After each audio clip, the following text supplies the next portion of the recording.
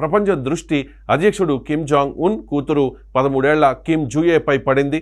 ఆమె భవిష్యత్తులో ఆ దేశానికి సుప్రీం లీడర్ కాబోతోందా అనే చర్చ ప్రపంచ దేశాల్లో హాట్ టాపిక్గా మారింది. సాధారణంగా ఉత్తర కొరియాలో పాలకుల వ్యక్తిగత విషయాలు చాలా గోప్యంగా ఉంచుతారు. కానీ ఇటీవల కొత్త సంవత్సరం సందర్భంగా కిమ్ జాంగ్ ఉన్ తన భార్య రిసోల్జు, కుమార్తె కిమ్ జూయేతో కలిసి కుముసాన్ ప్యాలెస్ ఆఫ్ ది సన్ను సందర్శించారు. ఇది ఉత్తర కొరియా వ్యవస్థాపకుడు కిమ్ ఇల్ సంగ్, ఆయన వారసుడు కిమ్ జాంగ్ ఇల్ స్మారక ప్రదేశం. ఇది ఆ దేశంలో అత్యంత పవిత్రమైన స్థలం. అలాంటి ప్రదేశానికి తన కుమార్తెను అధికారికంగా వెంట తీసుకెళ్లడం అంటే ఆమెకు దేశ అత్యున్నత నాయకత్వంలో చోటు కల్పించడమేనని నిపుణులు విశ్లేషిస్తూ ఉన్నారు. ఉత్తర కొరియా ప్రభుత్వ మీడియా విడుదల చేసిన ఫోటోలు కేవలం కుటుంబ సభ్యుల విహారయాత్ర ఫోటోలు కావు.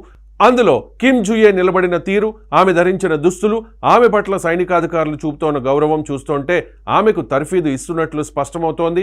గతంలో కిమ్ జాంగ్ ఉన్ తన తండ్రి పక్కన ఇలాగే కనిపిస్తూ నాయకుడిగా ఎదిగారు. ఇప్పుడు అదే పద్ధతిని తన కుమార్తె విషయంలోనూ అనుసరిస్తూ ఉన్నట్లుగా కనిపిస్తోంది.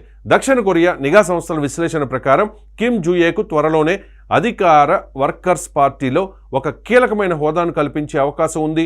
కేవలం